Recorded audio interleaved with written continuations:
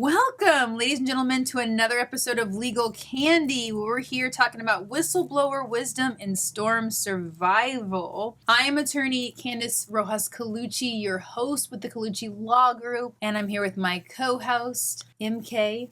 Hello, everyone. Hello. Welcome. And we do have a special guest here, the courageous and heroic whistleblower. He is here. Let him introduce himself because he's back here to give us some more information. How are you? Hey, I'm doing great, Candice. This is Shaun Markwardt, and I'm glad to be here again. Yeah, thank you for coming. So we've talked to him before. He was an insurance adjuster working for the insurance company, and he made headlines when he bravely exposed misconduct within the insurance industry. After blowing the whistle on these unethical practices, Shaun transitioned out of the field of insurance adjusting into the field of public adjusting. So we'll explain what that means to continue his mission to advocate for fairness and transparency. So join us today while we dive into Shaun's journey, his experiences, and the significant impact he has had on the industry. He is not just our guest today, but he has become a friend. I have known him for several years, and I met him originally through education. So I'm all about education through knowledge. And so we really work hard. As you guys have talked about before, as Colucci Law Group, one of the areas we specialize is property damage insurance claims. So represent an insured property owner against the insurance company to make sure that you're fully paid for your losses. So that's what we do. And a public adjuster, which is what Shaun does, is a person that's specifically licensed by the state to also represent the insured against the insurance company to make sure you're fully paid. So what a public adjuster does and what an attorney does, a lot of times the public adjuster will be the first person out there. They're the first people you work with just to make sure you're protected. They're going to look at all the damages, make sure they have it all written up, and then they work with the insurance company. If they can't come to an agreement, then they bring in us, the lawyers that can file the lawsuits. And that is the side that he's on. So we were doing education together and we have kept in touch. And then we will also talk about an organization that we are a part of together that is doing beautiful work. So let's start by talking to Shaun about, I gave a little bit of background with what had taken place with the whistleblower, and I know we're getting another update with you. So how have you been feeling recently about coming forward against the insurance company? I am feeling a lot better than I did than when I originally spoke out. There were a lot of course, thoughts and emotions and unknowns as far as what would happen to my career or with family and things like that. But things have really gone well since then, and I couldn't be more happy with where I'm at. Fantastic. So let's recap. What was it that you had come forward and whistleblowed in regards to the actions of the insurance company? I was in my Airbnb one evening working and trying to write estimates and things after Hurricane Ian when I noticed that I received a notification from the system that is kind of the backbone of the estimating system that a lot of insurance companies use, right? And it said that there had been a file had been quote unquote collaborated. I thought, well, that's odd. So I looked into that system and I found that somebody, and we were able to prove who changed the estimates, when they did it, by how much, etc. They had dramatically changed the estimate, but what they did was they left my name as the estimate writer and adjuster on the estimate and the letters and presented that to their insureds as though it was my work product. Jesus. And what I've been told, I'm not an attorney, but what I've been told is that's where the fraud took place. Yep. So the fraud is that, and the way that it works is when you're working for the insurance company as an adjuster, your job was to go out to the property, assess the damage on behalf of the insurance company, write out in an estimate format what type of damage is here. So if a hurricane hit after Hurricane Ian hit at the end of September 28th, 2022. It hit the south and west Florida of East Florida. I keep on saying that. So it hit the southwest. It hit the southwest area of Florida. It caused billions of dollars worth of damage, Category 5 hurricane. And so the insurance company's obligation is to accurately adjust these claims without being biased. That's what they're supposed to be doing. They're supposed to be really going, we work for you, we represent you. Like, you've paid us all these years. We're going to come out and we're going to determine, based on supposed to being non-biased, what your damages are. And unfortunately, that's what we started to realize, that that was not what was happening. What they were doing was they were putting their interests, the insurance companies, some of them are specifically going, what works for us? What's good for us? What's good for us is that we deny claims that are valid. That happens sometimes. That we underpay claims that we should be paying more for. And so those are things that are benefiting the insurance company. They're not benefiting the property owner. And so we have seen that a lot. Is it every single insurance company? No, I can't sit here and say every single insurance company. I also can't tell you that it's every single insurance adjuster. But I can tell you, as an attorney who's been doing this, that I have seen it myself. And for Shaun to come forward, especially for us attorneys who have been litigating these cases,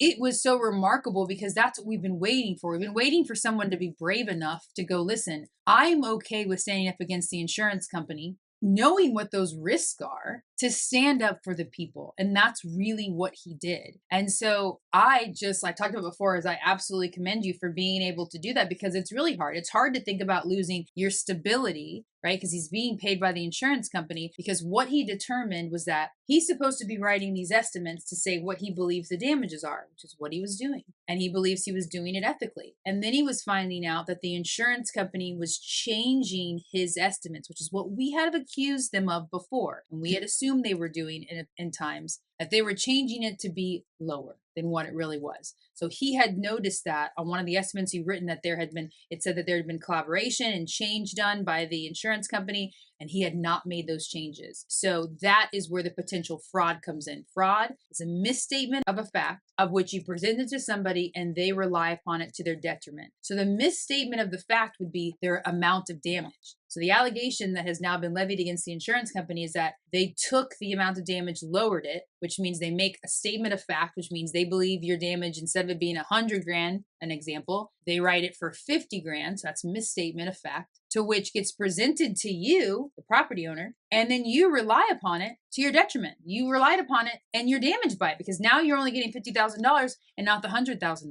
And so based on seeing that, he stands up and goes, I'm not going to be a part of that. And then decides that he's going to go to arguably the other side, which is a public adjusting, which means you're representing the public. He's working for the public. And the way you would do that is through those very small firms. There's not very many firms to join. So a lot of them have to go on their own and create their own business and try to get their own work. They're by networking, or they are allowed to knock on doors. They're allowed to go door to door. You know what was really disappointing was, after Hurricane Ian, there was a statement made by Florida that I remember, it was something like the public adjusters were swarming locusts, that they were going around and as if they were just like these villains that were just like harming people. And that is absolutely not true. A public adjuster, their license is really a subsidiary of an attorney. That's what they're allowed to do, because they're allowed to represent people that they don't know against an insurance company. So they have a little caveat in the law where they're technically, as a lawyer, the lawyer has to have a law license and be barred in that state. But public adjusters are a little bit underneath, because they're allowed to represent people and they're allowed to potentially get more money for them, and they get paid by a percentage. Almost all of them work on contingency fee agreements, just like a lot of the attorneys. Like, that's what we do, and that's what Shaun does. So which means, Shaun, what is your normal percentage that you're usually charging? Like, after a hurricane, what are you charging? Yeah, if it's Florida is regulated to be, I believe it's 10% of the replacement cost of the claim, is my Okay. understanding. Okay. So, and they get involved and they write an estimate and they get you more money. They're going to take 10% of the more money that comes out from the insurance company. You're not normally paying them up front. So they're not paying you anything up front, right? Correct. No. Yeah, And so you're that's not getting illegal in paid. most states. Yes. Yep. So it's illegal in most states to pay them up front. And so it really is a win-win situation for you. But more than anything is you're now protected. You are protected in a way that you weren't before, because I would be remiss to sit here and tell you that you should just blindly trust your insurance company. I've been doing this long enough to tell you, you should question everything in your life. Definitely when you're dealing with an insurance company. And so that being said, is using a public adjuster and attorney, in my opinion, is the way to go. Depending on the situation, the facts you're on, one may be better for certain people over the other ones. But I absolutely believe getting involved like a public adjuster is such a benefit because they're being able to help and tell us some of the stuff, the reasons why you believe that there's a benefit of it. Absolutely. There's a huge benefit to having a public adjuster. For example, I just recently settled a claim on a large church where the insurance company parades around saying that we do all these good things. We insure churches. Well, then they attempted to deny their legitimate claim on a church, right? And through forensic meteorology and other documentation, I was able to prove that the claim is legitimate, and the insurance company actually overturned their own engineer in order to provide coverage for the claim, which should have been in the first place. Yeah. So think about that. Like it makes a big difference. It also not just overturning sometimes denials, but also the benefit of just knowing how to articulate your damages, right? Isn't there times that you find damage that they don't necessarily see or understand, like structural issues? Very, very frequently.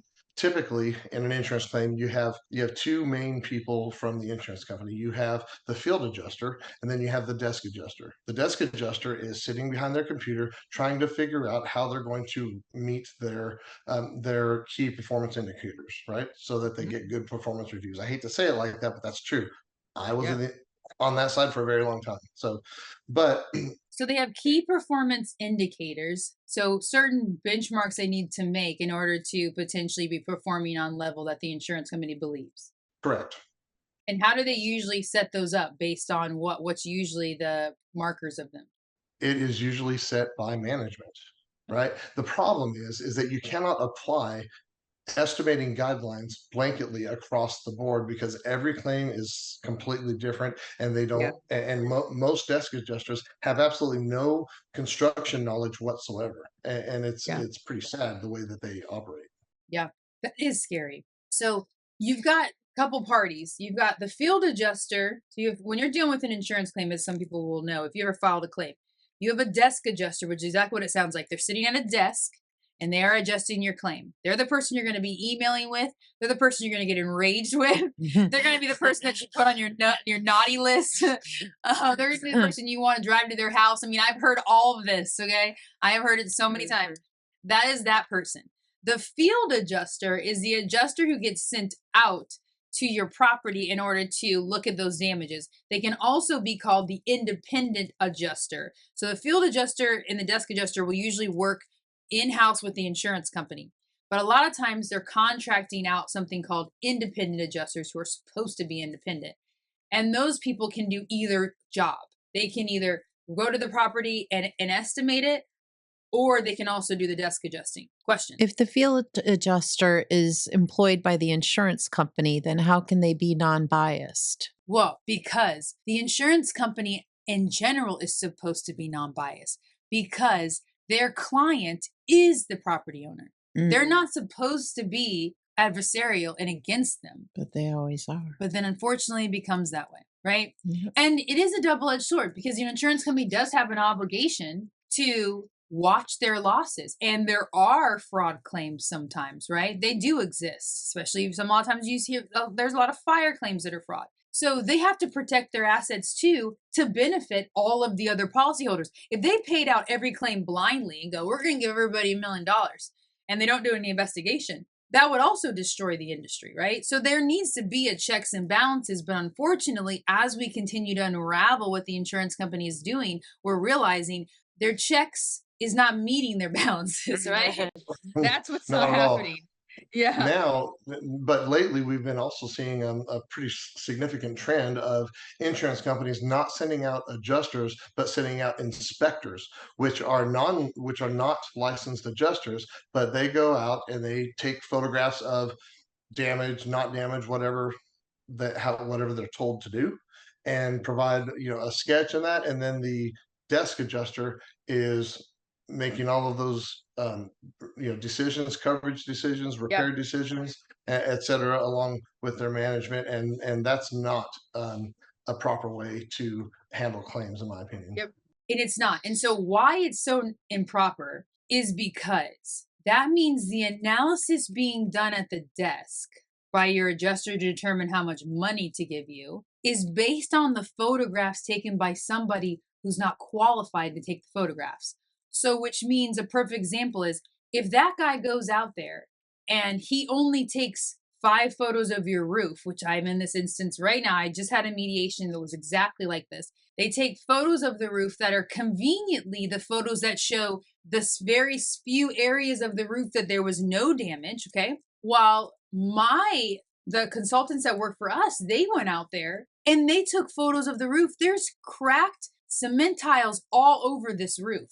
So the insurance company's team literally took photos of things they want, the few areas where there wasn't damage, didn't take any photos of the cracked areas. So then when those photos got back to the desk adjuster, their opinion in black and white was that there is no wind damage to this roof. We have seen no wind damage to the roof. So they gave 0 coverage for the roof and $0 for the roof when literally there's all these cracks there, because it's all based on, in that instance, the availability of the photos. If I'm telling you, hey, here's my pictures, tell me how much this is worth, and I'm not showing you any of the cracks or any of those kind of stuff or the water damage and that stuff, you're going to go, oh, I'm looking at this. There's not very much damage. I'm not going to give so much money. And so you're absolutely right. That's one of the things we are seeing is that, and unfortunately, that to me is another version of fraud. Mm-hmm. Once again, it's a misrepresentation of a fact, which in these cases, the fact is, what is the damage that this client had? And if you only take photos of the areas that are not damaged, the one wall that doesn't have water damage, and then you go, I'm not giving any, you're ignoring all the other areas, which is what we see, that is another element of fraud. And it's so disappointing, and just, it continues to be a slap in the face for the insureds who, what's the one thing we hear all the time is they go, I don't want anything more than what I'm entitled to. I just want to get this house fixed. Right. They always feel like they're on the defensive of having to say, I'm not committing fraud. I don't want money to go to freaking Hawaii. I just want to get my home fixed. And I always feel like, don't you feel that like heartbreak when they feel that way, when they feel like they're being always on the defensive, accused of all of these nefarious actions? And that's what's happening so much with the insureds. It is absolutely awful. And yes, I feel terrible when people feel that way, not because they did anything wrong, but they're being treated like they did something wrong. And I'll just ask your listeners, are public adjusters really the locusts, or do they have it backwards? Or is Jimmy Petronas wrong, and does he have it backwards? Yeah. Well, let's talk about that, right? Because the question is, he's asking, who really ended up being the locust? Who ended up being potentially the team that was actually not doing what they're supposed to do in order to help insureds? And now, just recently, so 2022 was the last hurricane that hit Florida. Here we are in 2024. We still have open claims.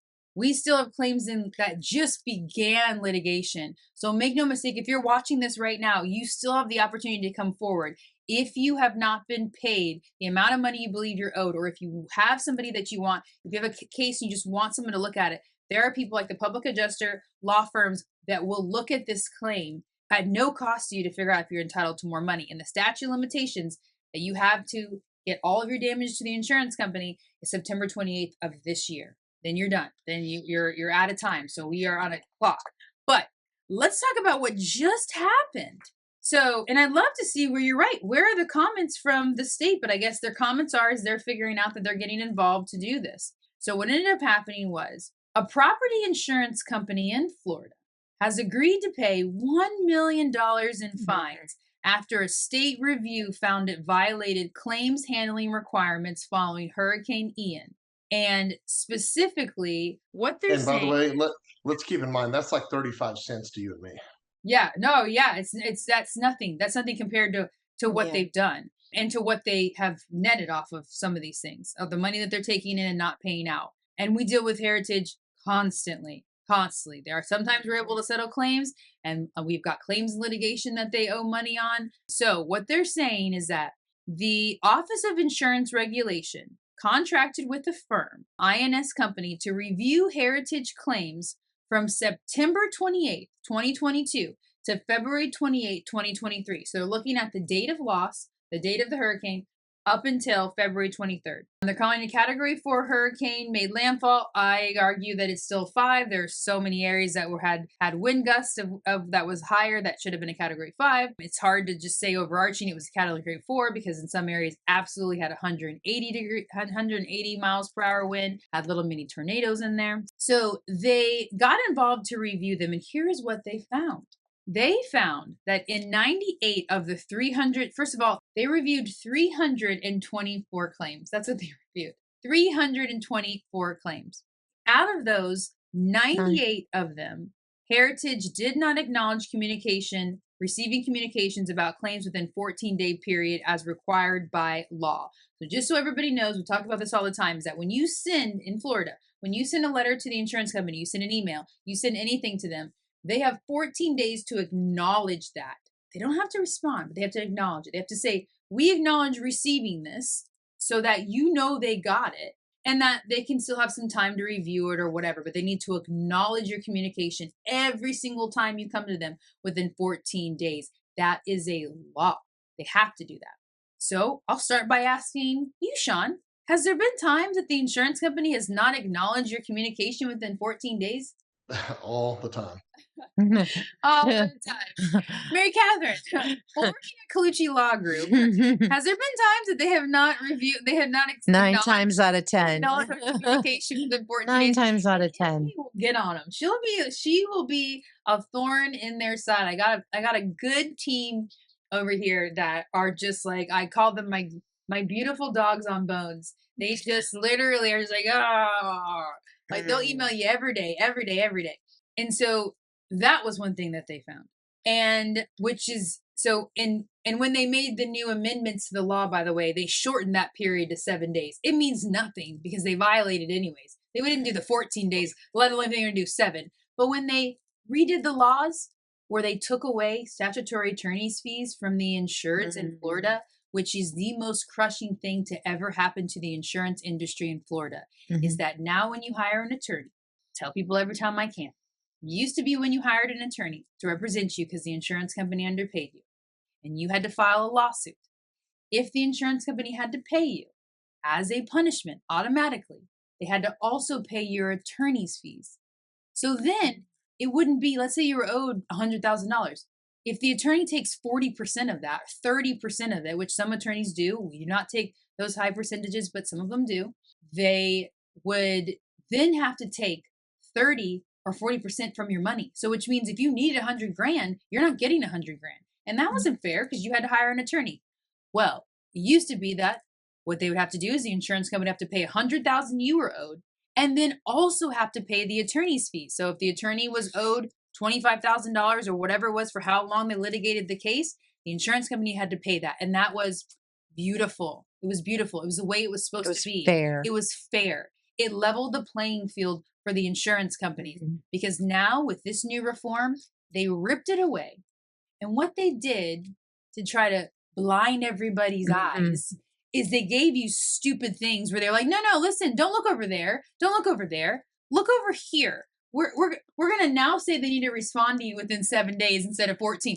No, they have to respond. They now have to acknowledge your communication within 7 days.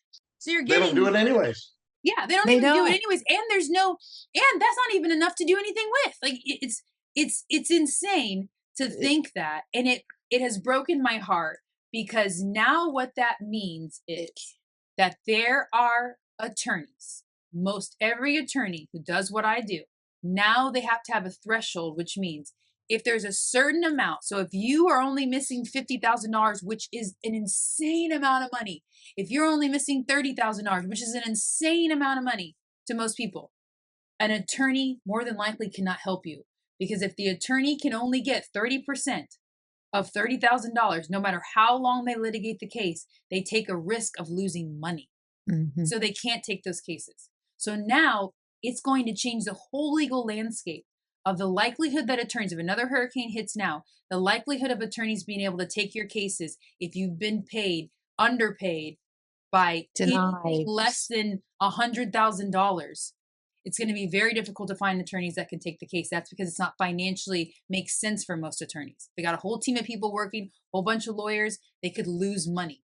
And the insurance company knows that. Mhm. They knew it. It was just the most insulting thing. And what do you think about that? Because as a public adjuster, it ties your hands too. You used to be able to send your files over to us. They could send any file to an attorney, no matter how size, whatever size it was.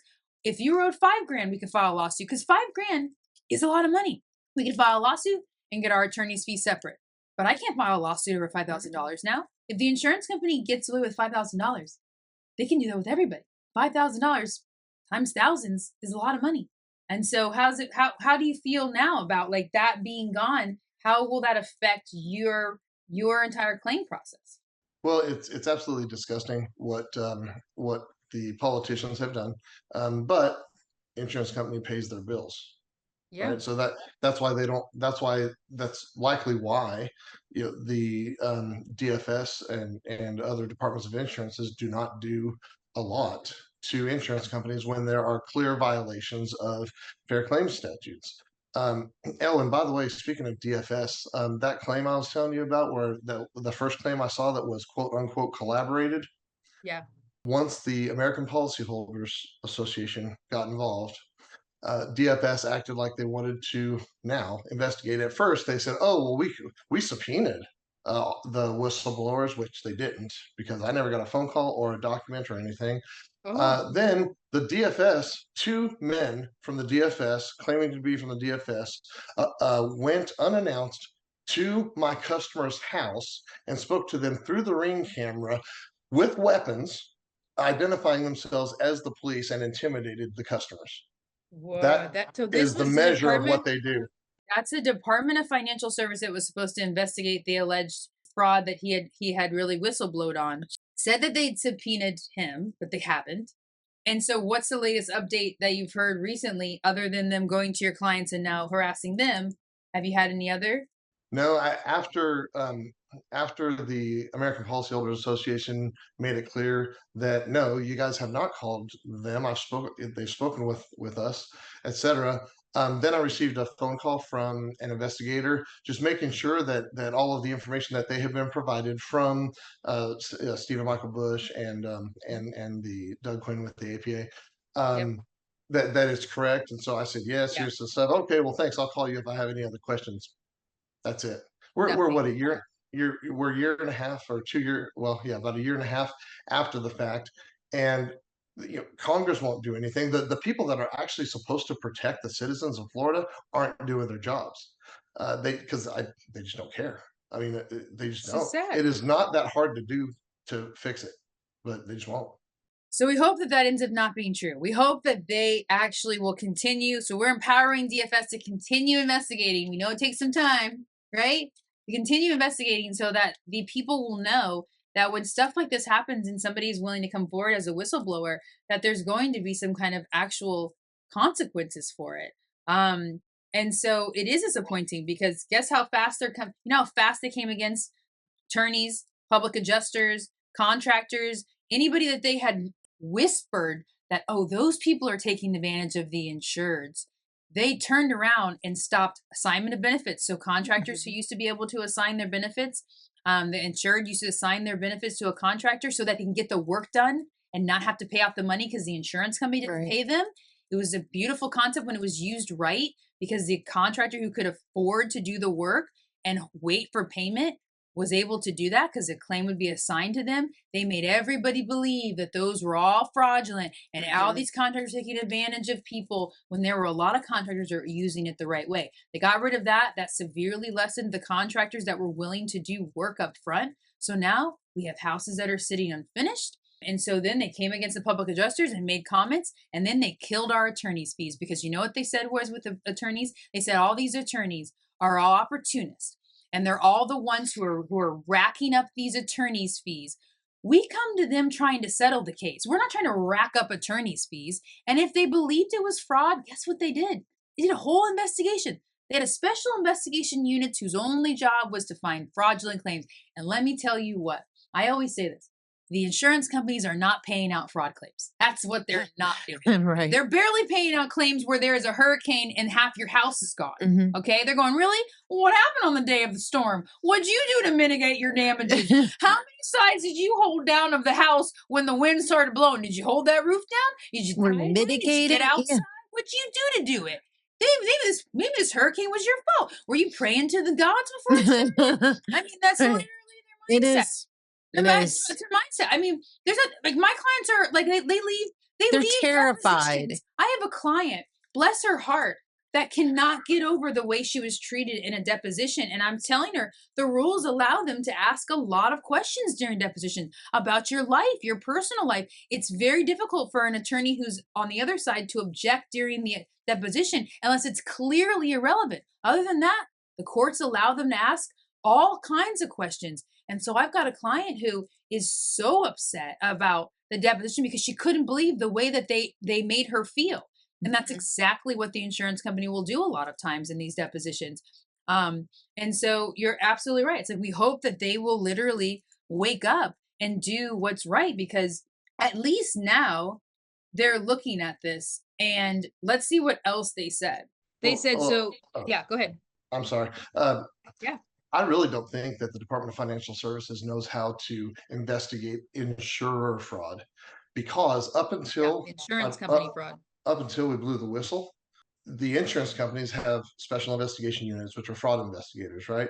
Yep. So they package every time, whenever they think that there's fraud involved by one of their insureds, they package it up all nice and neat and present it to the Department of Financial Services. So the DFS doesn't have to do anything. They don't have to do any real investigation because it's all packaged up nice and neat. Well, now there's fraud on, well, probably has been for a lot longer than now, but fraud on the carrier side, the insurance company side. And so I really don't think that they know how to investigate that well. Yeah. And that could be because I honestly, you're allowed to make complaints to DFS, the property owner, and the insured is the property owner. But you're right. It's like it's a shock for them to actually get insider information from Whistleblower that says, hey, no, there is fraud that's happening here. It's not just being alleged by all the property owners who are arguing that they never got paid out. Here's the evidence of it. So we're gonna keep on putting pressure on DFS to keep on investigating. And it's because it should be done and it should be public record. It should be very clear to people just so other people don't blindly trust their insurance company when they say no. They should have the right to have somebody else look it over and question it. And the fact that the insurance company is working so hard, and it seems like the state of Florida is working so hard to try to stop that type of investigation. You're trying to deter people from signing with public adjusters or working with contractors. You're calling contractors villains who show up and knock at the door. Knock on the door to what? To help them? They have a duty to mitigate their damages after the storm. Let me tell you what that means. Actually, I'll ask the PA. What does it mean to mitigate your damages after a storm? It means to prevent further damage from occurring to your house. So if you have a major hurricane and there's water throughout your house, you have a duty to hire a water mitigation company to tarp the roof if the roof is leaking, so there's not additional damage being caused to your home or place of business. Perfect. So what that means is right after hurricane hits this afternoon, unfortunately, hopefully not, but if it does, guess what?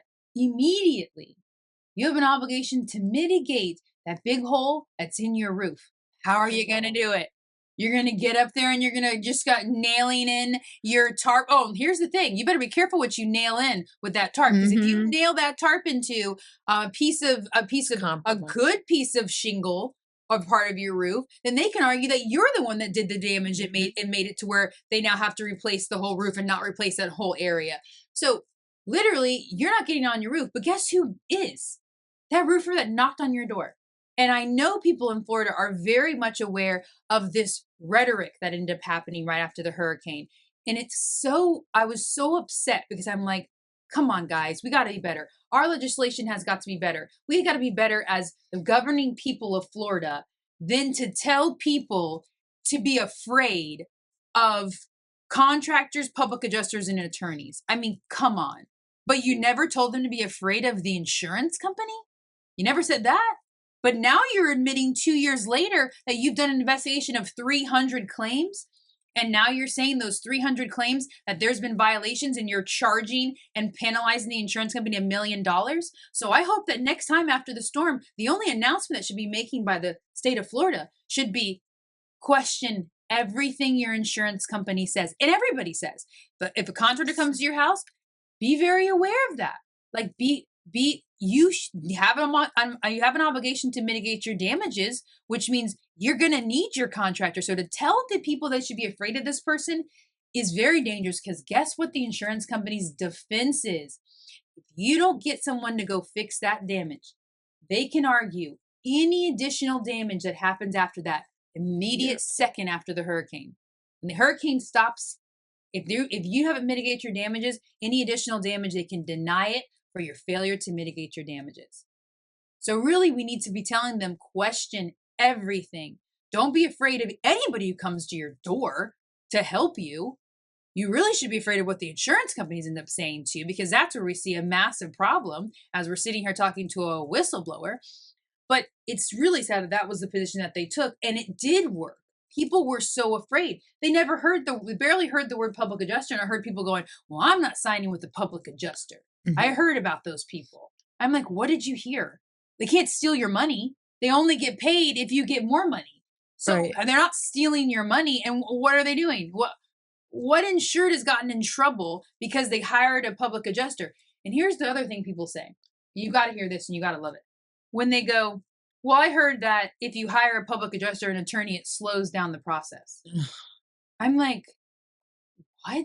That's what you think the insurance company's going, listen, I was going to pay this claim, but now they got someone to help them? Nope. No way. Not paying it now. Not paying it now. I'm like, no. It's ridiculous. That's not the way that it happens. Get this. I just signed, a church in the DFW area. Just signed on with me, very, very large church with extensive hail damage, just signed on with me. And their insurance company sent them a letter cautioning them about hiring a public adjuster or attorney. So, here's, as a public adjuster, I do not quit. And I sure as heck am not going to allow any insurance company to bully me. And it stops. And once we have our agreement, it all stops and it's business, because they know what's right. I know what's right. They haven't been doing what's right. That's why I'm involved. So it's time to suck it up, buttercup, and get to business. Suck it up, buttercup, and get to business. He's right. That's what it is. And Shaun's like me. We're kind of bulldogs. We're ready to fight, and we'll be amicable if they're going to be. But if you want to see us take the gloves off, we got no problem fighting. But guess what? Don't bully them. Bully us. Try to bully us, because we have the knowledge and experience and the tools that are needed in order to fight back, when most insureds do not. Like, it is so sad to think of a church having to advocate for themselves. You know what I mean? They're over here praying, hoping that God's going to help this claim get resolved, while the insurance company is like, no. God's not God. There's no God here. Okay. That's what I can tell you. We're the God. Yeah, we are. Yeah, well, truly, at this point, they are insanely powerful. But you're absolutely right. And it's sad. Not only have we seen that there's been letters that are sent to the insureds that caution them against public adjusters, contractors, and attorneys, but we also have started seeing anti-public adjuster language in your policy. And to think that the government would ever allow that, to say that, I always say it's kind of like a nurse. It's a nurse and a doctor. So I believe a public adjuster is in essence like a public adjuster is like a nurse, and the doctor's like a lawyer. So a public adjuster can help you. They can't do the final surgery, so they can't go to trial, but you can see a nurse and get a lot of relief, if not all the relief you need from a nurse, right? But if a nurse can't figure it out, then they're going to say, okay, well, now the doctor needs to get involved, or hey, the doctor has to be involved in this. So to think of, what if you went to a hospital that was like, or an insurance company, or anybody says, listen, if you get anybody else to help you, you get a nurse to help you on this, we're not going to pay out this claim. We're not going to help you. You violated this entire thing. So that should tell you in and of itself, if a nurse can help me, if a public adjuster can help me, why are you so scared? What are you scared of? What you're scared of is that I'll learn what my rights are. I'll learn what this damage really is. And you don't want me to know that. because insureds, and I wish there was a world where there was enough public adjusters and attorneys. There's not enough of us out there. But really, it's scary to think of an insured who has never repaired their house, has no idea what something costs, should be the one fighting with an insurance company about what's damaged or not. They're the ones in the superior position. They're the ones with the superior information and the knowledge. And you're arguing with them over if something can be replaced or repaired on your roof, or if you need drip edge or not, or if it meets the Florida building code. Do you need hurricane clips? All these stuff you've never heard before. And all of a sudden they're going, no, you don't need, the insurance company's going, no, you don't need any of that. No, this isn't covered. Oh no, it wasn't really caused by the storm. It was caused by foot traffic. Mhm. This Hear had that foot traffic. all the time. I had foot traffic. All the Just to get it. time. That they believe that the storm didn't cause it. It was foot traffic. I'm just like, get out of here. Get out of here. So, well, like we always say, so let's talk about, as the weather has been crazy, right? Mhm. I don't know. I'm never saying that I understand global warming. I'd have to do a whole entire, maybe we do an episode on global warming. We should just talk about what it is so we all can be educated together. But whatever's happening in the world, It's the warming the weather's getting seas. worse. Yeah. And that's what we have seen. And so there's massive storms we're seeing all over the place. So what are some of the tips that you can give the people listening of, if you happen to be in an area where you have damage, what are some of the things that they should be doing?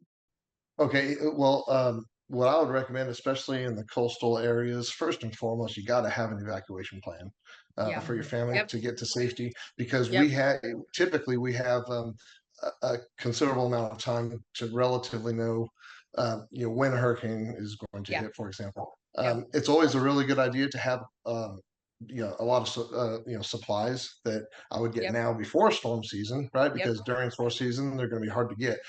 Food, water, perishable foods. I'm sorry, non-perishable foods, water. Chargers, things like that.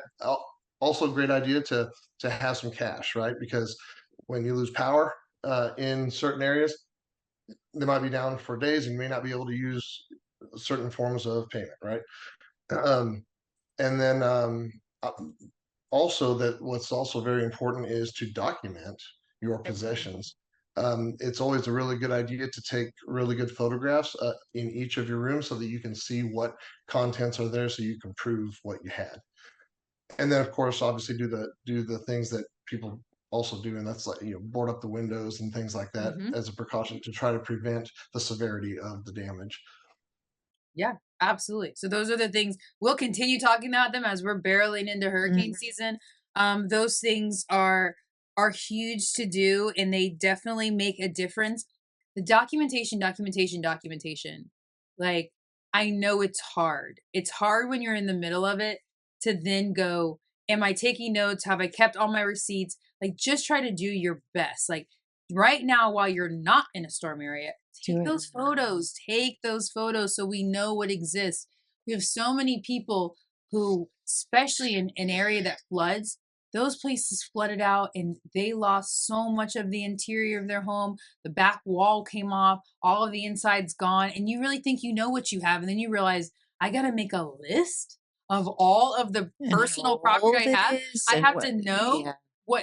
how many It's chairs hard. I had and couches. But then that's if you're like, okay, maybe I know, but everything else, it's like, you don't remember all the books you had. And you don't remember when you got it. So it's like, it's better to at least have the pictures of it right now The and video of it insurance right company now. Yeah. questions They question everything. everything. They want to know. Every single There'll be a thing. whole crack along your ceiling, and they're like, was this there before the storm? And you're like, no. And they're like, well, how do you know? Where's your pictures before the storm? Right. They will literally question you about if this big old crack, that's separated and you can like see the skylight in it. You're like, no, that was never there before. Like, I'm talking about now a hole in my roof. No, it wasn't there. But they'll literally be like, well, how do you know? How do you know? So taking those photos and videos before are important. Mitigating your damages are important. Having an evacuation plan, that was such a good thing, Shaun, is because people really don't have a plan. There are people who don't evacuate, which is when you'll usually see the Colucci Law Group's face. If you don't evacuate in a hurricane area near us, that's when you'll see us because we are The there. big RV. Yeah, You in are our the RV. bravest attorneys I know. Oh, we're the famous attorney. That is absolutely boots on the ground approach. And it's because of the fact that I just know what that must feel like to not be able to go anywhere financially, not be able to afford it. And then you got to figure out where to go, right? Because everybody is evacuated. There's hotels that are not available. People start gouging. Mhm. There and you like, where do you go with your whole family? Dogs? Like, yeah, try to take dogs somewhere. Like, where are you gonna go? You can't just show up. People don't think about it. With dogs, first of all, unless they're service animals, you can't bring them to a hotel, Mm-mm. most of the time. And then you cannot just show up at a pet resort in another city and bring your dog. They haven't been pre-registered. They don't have all of their all the shots that they need. You can't just show up there. So some people are elderly and can't get anywhere. So for those people, that's when you'll find us. So we try to be there during the storm. For people who are not able to evacuate, we do not, I guess I have to give you the disclaimer. We don't recommend that anybody do that. We take a risk and do it ourselves. So do not take that as advice that you should be doing that. We are trained professionals. I don't know if the bar would say I was trained in. I am first aid qualified, so Yeah. that just gives me qualifications, and I'm just scrappy, so that also my street cred may work for me. But yes, those things are absolutely important to do.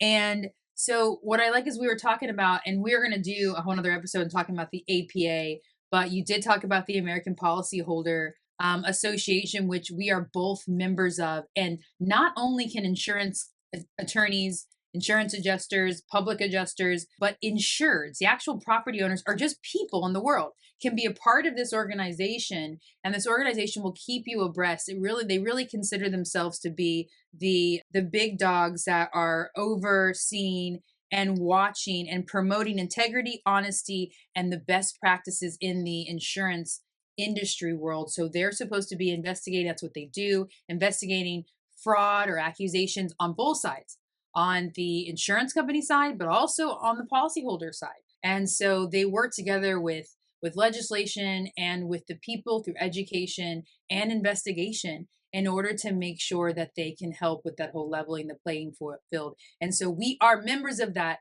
Doug Quinn is our leader. And so Doug Quinn and Stephen Bush, an attorney I am good friends with, they were all part of this movement to get this whistleblower to the right people. So let's just keep on. We're going to keep on updating the story so we can know what can happen. And Doug Quinn, who is the executive director of the APA, the thing I love most about him is that he is as passionate about protecting people as you and I are, and you can't teach that. He is.